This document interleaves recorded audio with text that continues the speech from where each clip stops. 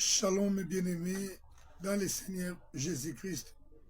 Que la grâce et la paix du Seigneur vous soient accordées par la miséricorde du Seigneur Jésus-Christ, le roi qui revient bientôt. Bien-aimés, lorsque nous parlons du retour imminent du Seigneur Jésus-Christ, ce n'est pas juste une plaisanterie, ce n'est pas un slogan, c'est parce que nous savons que le temps est fini. Il suffit d'avoir un esprit éveillé pour voir les situations que nous vivons aujourd'hui, les guerres dans le monde et surtout cette guerre entre Israël et Iran. Et vous allez comprendre que nous sommes à la fin des choses. La Bible dit que le salut est plus près de nous que lorsque nous avons crié. Le Seigneur est prêt. Ainsi donc, dans cette imminence du retour du Seigneur Jésus-Christ, nous sommes invités à préparer l'épouse. Nous sommes invités à vous dire des choses qui doivent vous servir à votre salut. Nous sommes dans la continuité de cet enseignement que nous avons commencé précédemment, qui a été intitulé « Les choses par lesquelles tu seras sauvé, toi et ta famille. » Alléluia. Mais comme nous l'avons dit, il existe des choses que tu dois comprendre pour être sauvé. Et si tu choisis de ne pas comprendre ces choses, eh bien, tu choisis la condamnation, tu choisis la mort. La Bible dit dans Romains chapitre 2, verset 12, que tous ceux qui pécheront sans la loi périront sans la loi. Et tous ceux qui pécheront après avoir eu la connaissance de la loi seront condamnés par la loi. Ceci signifie qu'il n'y a pas d'excuse pour ne pas connaître. Tu dois chercher à connaître les choses par lesquelles tu seras sauvé, toi et ta famille. Nous avons expliqué la nécessité, les besoins du salut pour tout le monde. Tous nous avons besoin du salut parce que tous nous avons péché. Et nous avons dit que le salut ne nous vient qu'à un seul nom, le nom du Seigneur Jésus-Christ, qui est le seul médiateur entre Dieu et les hommes. Alléluia. Le seul nom qui nous a été donné sous le soleil, sous ces ciels par lesquels nous devons être sauvés. Et nous avons vu l'exemple de cet homme Corneille. La Bible dit que nous avons lu cette histoire dans les livres des Actes chapitre 10, verset 1 jusqu'au verset 8. Corneille était un homme pieux, craignant Dieu, qui faisait beaucoup d'aumônes au peuple et qui priait continuellement. Et la Bible dit que cet homme, les prières de cet homme étaient arrivées à Dieu, mais il lui manquait quelque chose pour être sauvé. Comme le Seigneur a voulu les sauver, il envoya un ange auprès de lui pour que, non pas pour que l'ange puisse lui donner les paroles du salut, mais que l'ange lui montre qu'il devait faire venir une personne qui avait les paroles pour son salut, les paroles du salut pour toute sa famille, et c'était Pierre. Alléluia. Alors maintenant, nous voulons continuer pour voir quelles sont les choses par lesquelles tu dois être sauvé. Alléluia. Premièrement, bien-aimé, ce que tu dois comprendre en ce qui concerne les saluts, la Bible dit ceci dans Actes chapitre 4, verset 12, qu'il n'y a aucun autre nom qui nous a été donné sous le soleil par lequel nous devons être sauvés si ce n'est le nom du Seigneur Jésus-Christ. Bien-aimé, il est important que nous comprenions que si nous sommes sous le soleil, et si nous vivons sous le ciel, nous n'avons pas 1000 moyens pour être sauvés. Nous n'avons pas plus d'une personne par qui nous pouvons être sauvés. La Bible dit qu'il n'y a de salut en aucun autre, si ce n'est Jésus-Christ. Car il n'y a sous le soleil aucun autre nom qui a été donné parmi les hommes par lesquels nous devons être sauvés. Aujourd'hui, beaucoup d'hommes se perdent.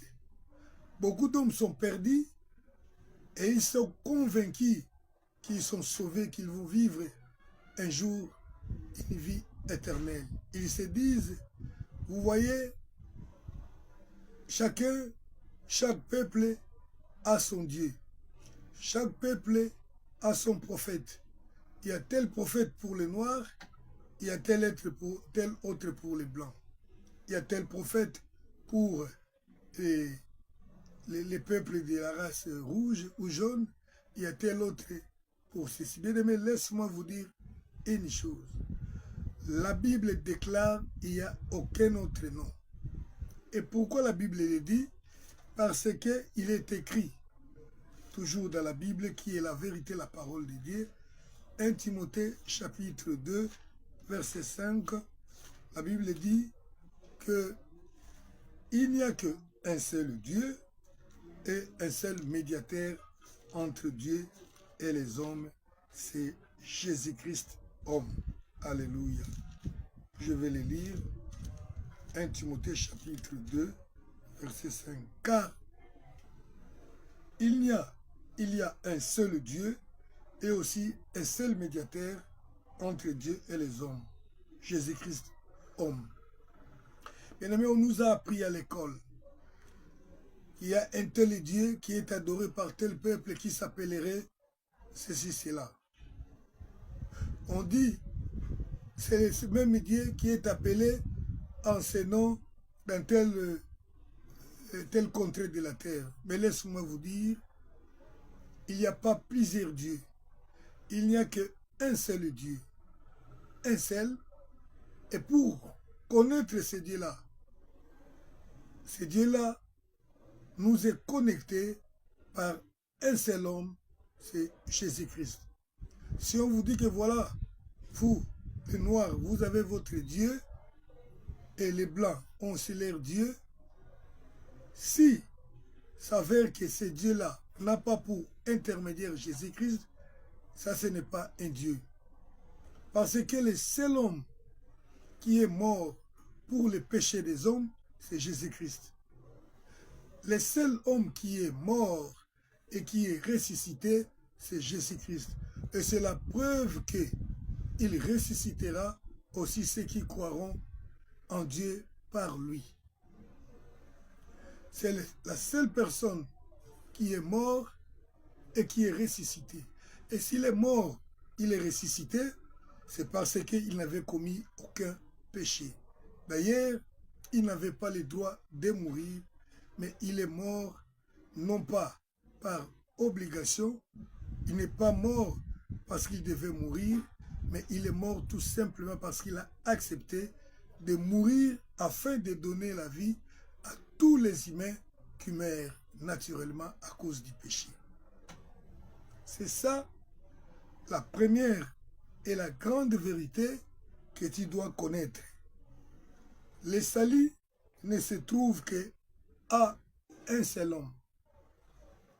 Donc voilà, vous les Africains, les Congolais, vous avez votre Kimbangu, vous les autres là, vous avez votre prophète Mahomet, il y a encore d'autres, ils ont leur prophète, les Confucius, ils ont des Isla. Bien aimé, le salut ne se trouve qu'à un seul, c'est Jésus-Christ l'homme. Point barre. C'est ça la chose, l'une des choses par lesquelles tu dois être sauvé. La Bible dit que Corneille était un homme pieux. Il priait continuellement. Il faisait, il donnait, il partageait, il faisait le monde à plusieurs. Mais cela n'a pu les sauver. Aujourd'hui, tu peux être milliardaire, comme certaines personnes et qui voudraient distribuer leurs biens aux pauvres, je te dis, bien-aimé, cela ne peut jamais te sauver ou sauver une personne. Oh non, voilà, il faut faire le bien de l'homme ne peut pas sauver parce que le péché réside dans l'homme. Ainsi donc, faut connaître Jésus-Christ. Voilà Corneille qui avait tout. Oui, les bonnes œuvres, c'est bien. Elles nous sont recommandées, mais les bonnes œuvres, ça, le Seigneur Jésus-Christ, sont nulles. Les prières à côté du Seigneur Jésus-Christ sont nulles. Voilà pourquoi on a fait appeler Pierre. Bien-aimés, les paroles qui sont censées vous sauver ne peuvent sortir que de la bouche de la personne que le Seigneur a mandaté pour donner cette parole-là. Aujourd'hui, nous avons plusieurs personnes qui se sont fait plutôt, les coachs, les, je ne sais pas moi quoi, les motivateurs, les conseillers. Aujourd'hui, les gens les consultent pour beaucoup de choses, mais je vous dis que la vie ne peut sortir que de la bouche de celui à qui le Seigneur a donné cette grâce-là. Il avait dit à Pierre, je te donnerai la clé. Et la clé là, c'est la parole que Pierre a prononcée en disant que repentez-vous, soyez baptisés au nom du Seigneur Jésus-Christ et vous recevrez la promesse de Dieu. Ainsi le salut entrera dans vous. Alléluia. Les choses par lesquelles tu dois être sauvé, toi et ta famille. Deuxièmement, il faut connaître la vérité. Nous sommes toujours là dans Timothée, 1 Timothée chapitre 2, là nous venons de lire. Je vais lire maintenant versets 3 et 4. Cela est bon et agréable devant Dieu, notre Sauveur, qui veut que tous les hommes soient sauvés et parviennent à la connaissance de la vérité. Bien aimé, nous parlons du salut des hommes. La Bible dit que cela est bon et agréable devant Dieu, notre Sauveur. Et le Sauveur là, la Bible dit qu'il veut que tous les hommes soient sauvés. Notre Dieu qui nous sauve, Jésus-Christ, veut que tous les hommes soient sauvés et parviennent à la connaissance de la vérité. Alléluia. Le salut, la vie éternelle ne se trouve qu'aux personnes qui arrivent à la connaissance de la vérité. Alléluia. Christ est venu sur la terre pour donner la vie éternelle aux hommes, pour sauver les hommes.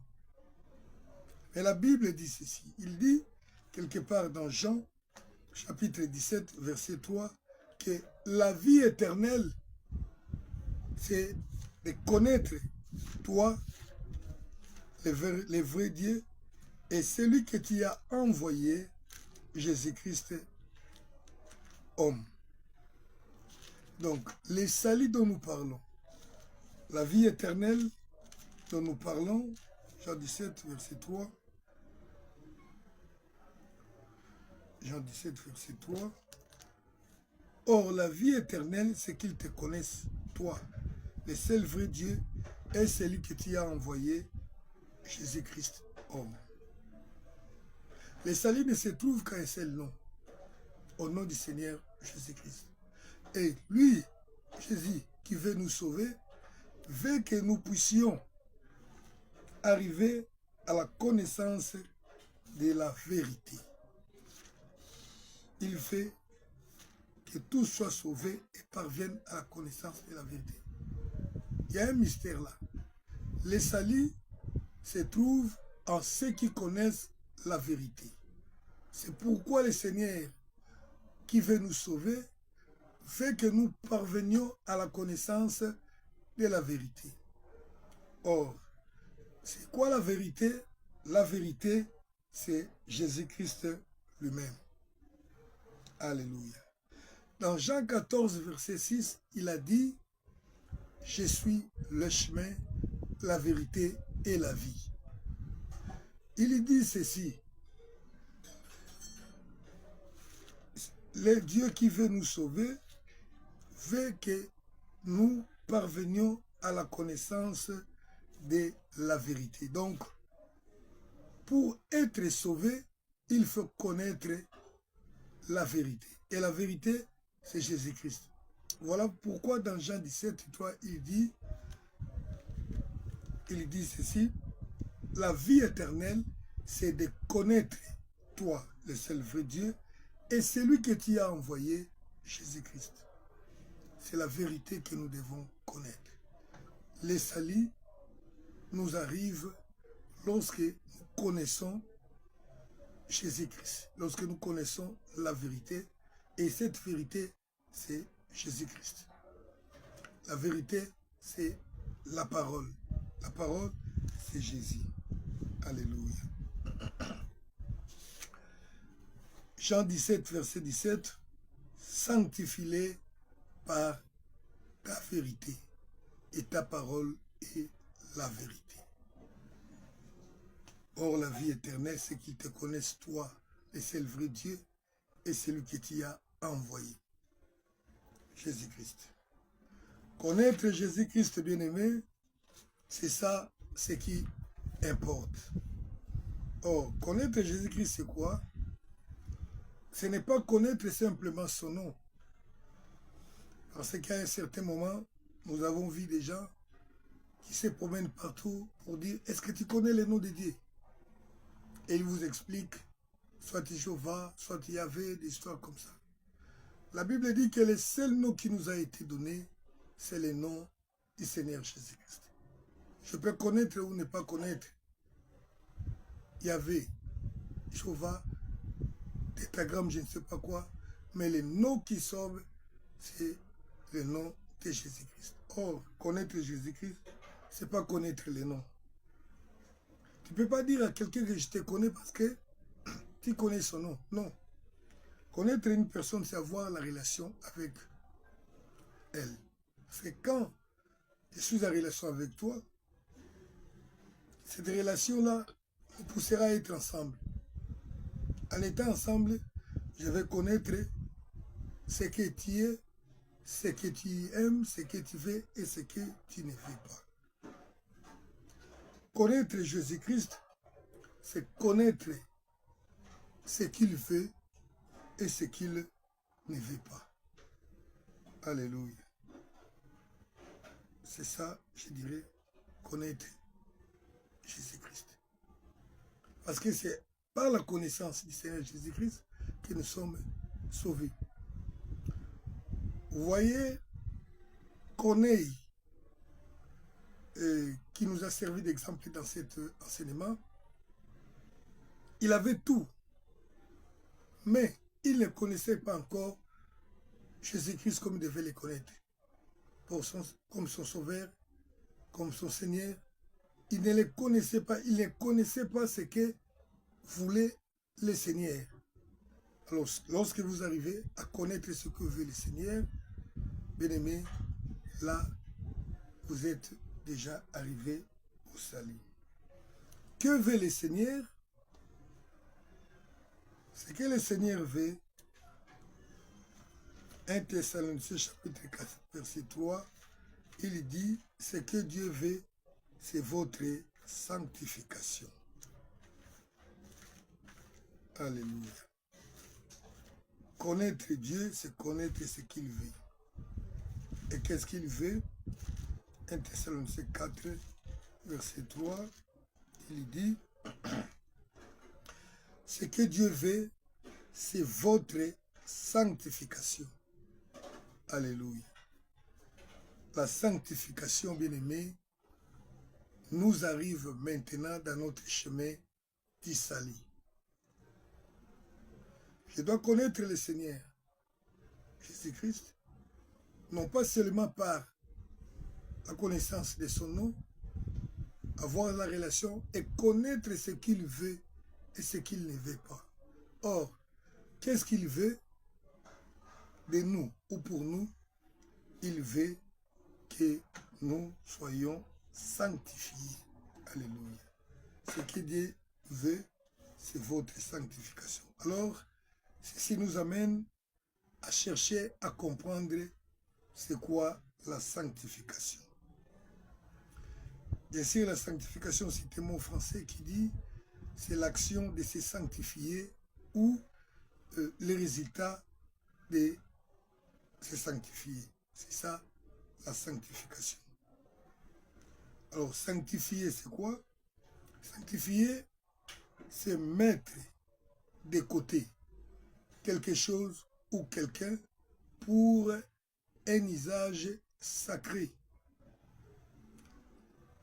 Littéralement, sanctifier veut dire mettre de côté un homme ou quelque chose pour Dieu, pour être utilisé par Dieu. C'est ainsi, quand je prends par exemple, dans notre église, nous avons par exemple un instrument de musique.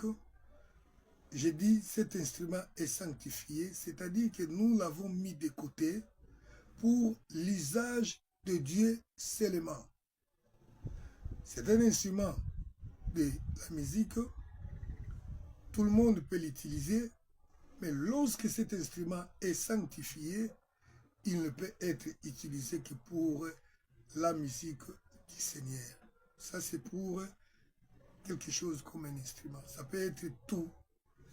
Alors, un homme qui se sanctifie, c'est un homme qui est mis de côté pour être utilisé par Dieu. Cet homme est sanctifié. Et une personne sanctifiée est appelée saint. Oui, nous avons été sanctifiés, nous qui avons cru en Jésus-Christ. C'est-à-dire que le Seigneur Jésus-Christ nous a mis de côté. Il a fait de nous des êtres spéciaux pour lui-même, pour qu'il nous utilise, pour qu'il fasse de nous ce qu'il veut. Il nous a mis de côté. C'est ça même la sanctification. Alors quand on sanctifie un homme dans ce monde, ce n'est pas que cet homme ne va plus vivre dans ce monde, mais il a été sanctifié, c'est-à-dire qu'il a été mis de côté pour vivre non pas selon les systèmes du monde, mais il vit maintenant selon le système, selon la pensée de Dieu. Alléluia. Saint, c'est la personne qui s'est mise à part pour Dieu. Et la Bible dit sainteté à l'Éternel. C'est Dieu lui-même d'abord qui est saint. Il est saint pourquoi? Parce qu'il est différent. Il est différent en tout. Il est différent dans son être, dans ce qu'il est. Il n'est pas mortel. Il est immortel, il n'a pas de commencement, il n'a pas de fin. Il est puissant, sa puissance diffère de celle des hommes. Il est donc différent dans sa nature, il est différent dans sa façon de faire, dans sa façon de vivre, dans sa façon de parler, différent des hommes. Il est à côté. Alors, lorsqu'une personne est sanctifiée pour Dieu, cette personne-là va ressembler à Dieu. Il ne va pas vivre comme les hommes vivent. Il devient aussi différent des hommes. Mais comme il s'est mis de côté pour Dieu, il va commencer à ressembler à Dieu. Et c'est ça même ce que nous appelons la sanctification. C'est la nature de Dieu, dans sa manière, dans son être. Ce que Dieu veut, c'est votre sanctification. Dieu veut que nous puissions les rejoindre dans son côté-là, dans sa façon. Et la Bible nous recommande. Pourquoi? Parce que il nous a reconnus comme notre Père. Pour tous ceux qui croient en Jésus-Christ, il leur donne le pouvoir d'être les enfants de Dieu. Or, il est saint. La Bible nous dit que nous devons aussi être saints comme lui. Il est saint. Alléluia. Voilà ce que Dieu veut. Dieu veut notre sanctification parce que lui, il est saint.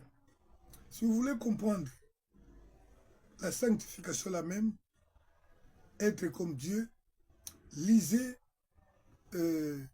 Matthieu chapitre 5. Il y a un grand enseignement du Seigneur Jésus-Christ qui est appelé le sermon sur la montagne. Où Christ s'est tenu sur la montagne où il a enseigné. Il a enseigné beaucoup de choses. Et la conclusion au chapitre 5, 48, verset 48, la Bible dit « Soyez parfaits comme votre Père est parfait. » Et vous allez voir, parfait veut dire complet. Et vous allez voir comment il est parfait. Vous allez voir maintenant que Dieu est différent dans sa façon d'être ou dans sa façon de vivre. La Bible dit, plutôt, vous savez bien que, en principe, personne ne peut aimer ses ennemis. Parce que l'ennemi, c'est quelqu'un qui te veut du mal, qui te fait du mal. Mais le Seigneur dit, aimez vos ennemis. La Bible dit, si quelqu'un vous oblige à porter une charge pour lui à une distance de kilomètres, vous faites-lui 2 kilomètres avec cette charge-là. Voilà comment Dieu est. Il est différent. Sa pensée est différente. Et Dieu veut que nous soyons comme il est. La Bible dit, regarde votre Père, votre Dieu. Il est bon. Il fait du bien même à ses ennemis. Il fait pleuvoir même sur les méchants comme sur les bons. Alléluia. Donc, il est saint. C'est ça même. La sainteté, c'est devenir comme Dieu. C'est revêtir la nature, les caractères de Dieu. C'est ça, la sanctification. 1 Pierre 1,15 dit, si vous servez celui qui est saint, alors vous aussi, soyez saint comme lui, votre Père est saint. Donc, la sanctification que Dieu veut, il le veut tout simplement pour que nous soyons comme lui, notre Père. Alléluia. C'est Dieu d'abord qui nous a sanctifiés. C'est-à-dire, il nous a pris, il nous a choisis, il nous a mis de côté. Alors, comme il nous a mis de côté, et il ne nous a pas encore retirés de ce monde, il voudrait qu'en étant dans le monde, que nous puissions vivre éloignés des hommes du monde, éloignés du système du monde, parce que il nous a mis de côté, nous devons vivre comme lui, vivre dans le système de son gouvernement, de son royaume céleste. Alléluia. D'où le Seigneur donne cette recommandation, parce qu'il veut notre sanctification. Il lui donne cette recommandation dans Hébreux chapitre 12, verset 14. Recherchez la paix et la sanctification sans laquelle personne ne verra Dieu. Bien-aimés, vous pouvez vous retrouver dans une église. Vous avez cru, vous êtes membre depuis longtemps, mais si on ne vous dit pas ces choses, vous risquez de rater le ciel ou les saluts que vous attendez. Pourquoi? Parce que le Dieu qui vous a sanctifié, ce qu'il veut, c'est que vous puissiez continuer cette sanctification-là. Voilà pourquoi il dit, recherchez la paix et la sanctification. sans laquelle se rapporte à la sanctification. Il ne dit pas rechercher la paix et la sanctification, sans lesquelles personne ne verra Dieu, mais sans laquelle personne ne verra Dieu. Et là, ça dit déjà quelque chose. Sans la sanctification, personne ne peut voir Dieu. Et c'est une recommandation. Je dirais même c'est un ordre. Rechercher la paix. Voilà. Nous sommes en train de parler sur les choses que tu dois comprendre pour être sauvé.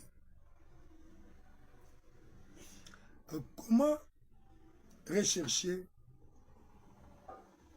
la sanctification? Comment rechercher la sanctification? Remarquez que la Bible ne dit pas chercher la sanctification, mais on dit rechercher la sanctification. Parce qu'il y a une différence entre chercher et rechercher. Chercher, bien aimé, c'est juste tâcher de trouver. Mais lorsque on entre dans ce qu'on appelle rechercher, c'est plus que chercher. Donc c'est chercher, mais avec méthode, avec persistance, pour arriver à un résultat incontestable. Vous voyez, à l'université, on enseigne aux étudiants un cours appelé la méthode de la recherche scientifique. Donc, toute recherche est faite selon une méthode. Parce que s'il n'y a pas de méthodologie, vous n'arriverez pas à un résultat qui soit vrai et incontestable. Donc, toute recherche doit être basée sur la méthodologie. Ça doit être avec une méthodologie, avec beaucoup de soins et avec beaucoup de persévérance pour obtenir un résultat meilleur. Et dans le monde, lorsqu'une personne fait ses recherches, parfois ça aboutit à une thèse, à une mémoire, je ne sais pas quoi, pour signifier que non, j'ai travaillé. Maintenant, quand le Seigneur nous recommande de rechercher la sanctification, cela signifie qu'il y a aussi une méthode que nous devons utiliser pour rechercher la sanctification. Vous ne pouvez pas rester dans l'église comme ça, dans la foi comme ça, vous ne faites rien et vous pensez vous retrouver dans la sanctification. Bien-aimés, je peux dire que ça n'arrive presque pas ou rarement. Il faut mettre dans la tête qu'il y a une recommandation et il faut faire des recherches. Et encore, il faut avoir la méthode. La méthode des hommes pour faire des recherches, on vous dirait, par exemple, si tu fais faire les sondages, il faut faire ceci, cela, pour que cela donne de bons résultats. Mais pour obtenir un bon résultat dans la recherche de la sanctification, bien aimé, il y a une chose qui Dieu recommande. Parce qu'aujourd'hui, les gens parlent de la sanctification. Nous sommes de la sanctification.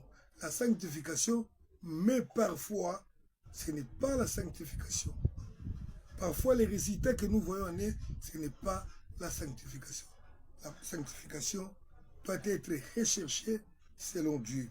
Et de quelle façon? Nous sommes arrivés presque à la fin. Par rapport à l'heure, nous avons la difficulté de faire une vidéo de plus de 35 minutes. Je ne sais pas si vous connaissez certaines astuces, vous allez nous dire. Parce que quand nous arrivons à la 35e minute, après 35 minutes, les sons s'arrêtent. Nous sommes donc obligés d'arrêter ici pour faire une autre vidéo, pour continuer sur la méthode de la recherche de la sanctification pour aboutir à une bonne sanctification. Que le Seigneur nous bénisse, bien-aimés. Partagez le message. Et puis, s'il y a des questions à nous poser, posez-les, nous allons vous répondre. Ces choses sont importantes. Vous pouvez prier, vous pouvez donner l'argent comme Corneille l'avait fait. Mais si ce que Dieu veut ne se retrouve pas en vous, la sanctification, vous êtes perdu à l'avance. Et cette sanctification c'est selon Dieu lui-même. Elle doit être trouvée selon la méthode du Seigneur Jésus-Christ. Soyez bénis au nom du Seigneur Jésus-Christ. Amen.